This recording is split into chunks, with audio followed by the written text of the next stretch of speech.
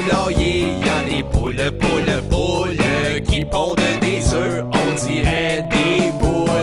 Elles mangent des graines, mais tout le temps elles fouillent.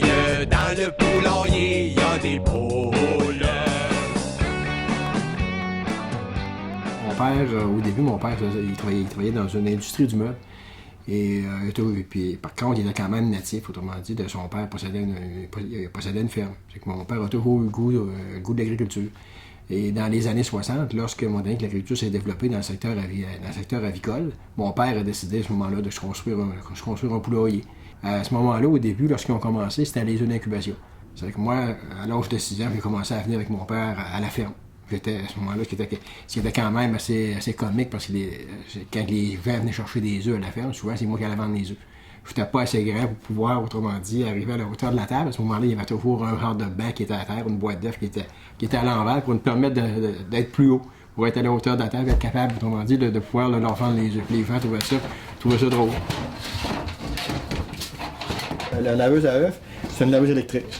Dans le fond, dans le contenant, ici, dans le bassin, il y a un système il y a juste un serpentin qui permettait que l'eau soit chaude, parce qu'on va quand même avoir l'eau à une certaine température, faire le lavage. C'est avec les œufs, ils arrivaient à ce moment-là, on remplissait un panier d'œufs, on plaçait le panier dans la cuve. Et la cuve, elle faisait à peu près un quart de tour. Ça veut dire que la cuve faisait juste brasser, puis les œufs, ils flottaient un peu dans l'eau. Les œufs, juste, ils bougeaient, puis il n'y avait aucun envie de casser des œufs. À ce moment-là, les œufs se lavaient, puis après un certain temps, quand les œufs étaient propres, on retirait le panier, puis on laissait le panier tout simplement s'égoutter, puis les œufs, ils séchaient seuls à ce moment-là.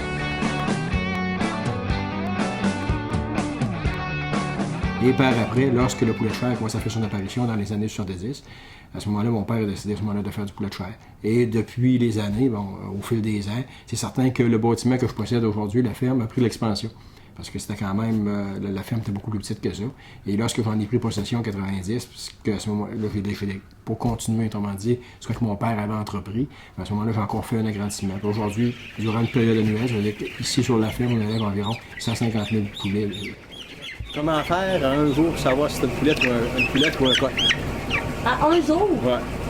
Je sais vraiment pas. Ouais, bonne question. Hein? Oui. Quand le poulet il est jeune un jour, là, ce qu'ils font, regarde, il faut juste par l'aile. Si toutes les plumes sont égales, c'est une poulette. Quand ils sont un peu en denti, comme celui-là, c'est un coq. En prenant la relève de la ferme, ça me permettait de continuer ce que mon père avait entrepris depuis des années. Puis en même temps, ça me donnait la possibilité de pouvoir faire d'autres choses. Surtout quand on aimait beaucoup le côté politique, mais ça me donnait beaucoup plus de temps de pouvoir faire de politique à ce moment-là.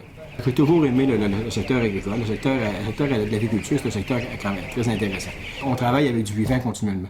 C'est ça qui est intéressant. Puis dans peu importe le secteur agricole, le secteur de l'agriculture, il faut avoir quand même beaucoup d'observation. Parce qu'il faut observer énormément, autrement dit, le comportement des oiseaux. Parce qu'on n'a pas de journée à perdre. Si l'élevage est sur une production de 38, 39 jours, ou 40 jours, ou 35 jours, les journées sont très importantes. Dans le poulailler, j'ai une vingtaine de sondes. Ça veut dire qu'à un moment donné, ma première sonde, il fait 75 au plancher.